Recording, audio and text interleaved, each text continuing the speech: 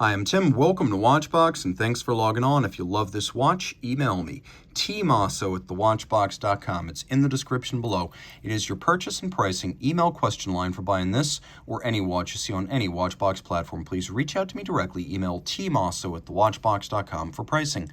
Today, we are discussing the Audemars Piguet Royal Oak self-winding 15400SR in rose gold and stainless steel. This is a 41mm diameter Royal Oak automatic that is 9.8 millimeters thick from lug to lug. If we're just talking the lugs, the distance across the case is 51.3 millimeters.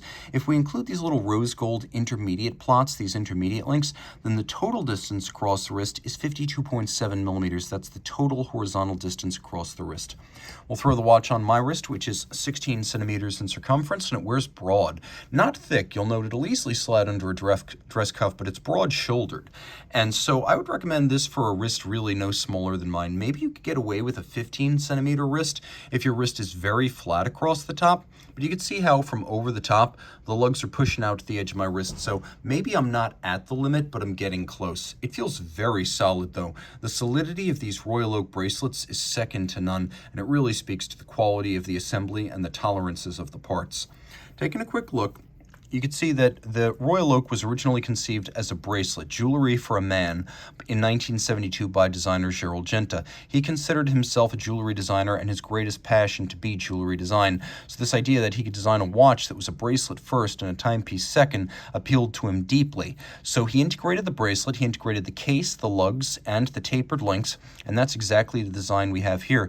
Typically it takes between 9 and 11 hours to hand finish all the parts of the bracelet, and even more than the movement finish. Case and bracelet finish is a big part of the attraction when you're buying a Royal Oak. You could see the bevels in polish, the primary links in satin, the intermediate links polished internally in places where you can barely even see, and then the expanding bevel of the case band that flares over the lug hoods, satin finish on the lug hoods, character lines that run unimpeded from bezel into case back, and the attachment of the bracelet using screws and bars, which really inspires confidence. That's a better setup than spring bars. You can see removable links are fixed in place by screws.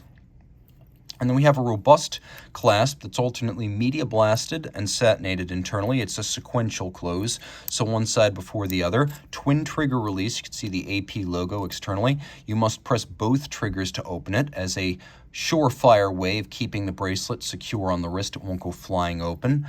And you can see that the watch is very parallel in its design. It pops up many times. You'll see designs across the watch that echo each other. So look at the crown, which is hexagonal, and then look at the white gold bolts within the bezel. You can see they too are hexagonal. The bezel is a rounded octagon. The original inspiration was a vintage diving helmet. And we have a satinated outer face, a narrow satin facet to the bezel. You can see the bezel gasket expressed as a styling feature of the watch, a long-time signature, a subtle one, but a long-time signature of the Royal Oak. The rounded outer face is polished, and then we have this vertical satination from top to bottom on the hood of the bezel. The dial is silver, cut on a pantograph lathe. This is something AP has been developing on Royal Oak since 2012. It still uses the 19th century mimicry engine that takes a large template and then scribes the large template on a small brass blank that becomes the dial.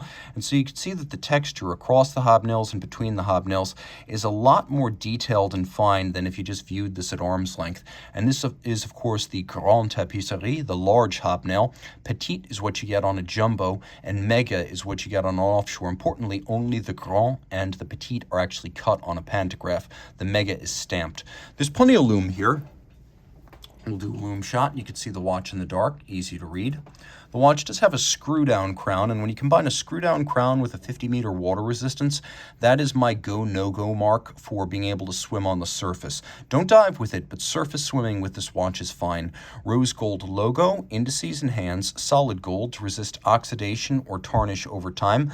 One of the nice flourishes of these Royal Oaks is that the inner bezel is black polished with mirrored finish, detail I really appreciate. In terms of using the in-house caliber 3120, you can see we have a hacking or stop seconds function, and then we have a quick set for the date, and we have a wonderfully serif font used there. Flipping it all over, you can see that caliber 3120. It was designed as a movement base for the offshore chronograph, so you know it's tough. Fairly thick in construction with a full balance bridge and a free-sprung Gyromax style balance. It's a resilient thing that can take a knock. For a high horology movement, it's actually quite solid.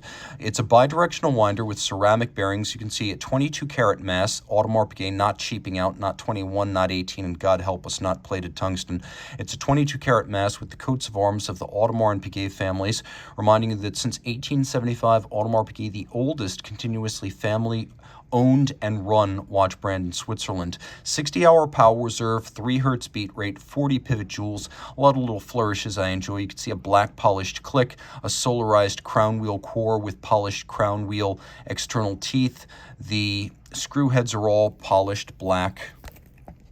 There's engine turning on the base plate and stripes across the bridges. All very nicely done, including bevels inside the jewel sinks, little partridge eye effect. Reach out to Team Mosso at thewatchbox.com for purchase and pricing details of this 60-hour power reserve surface swimmable bimetallic Audemars Piguet Royal Oak.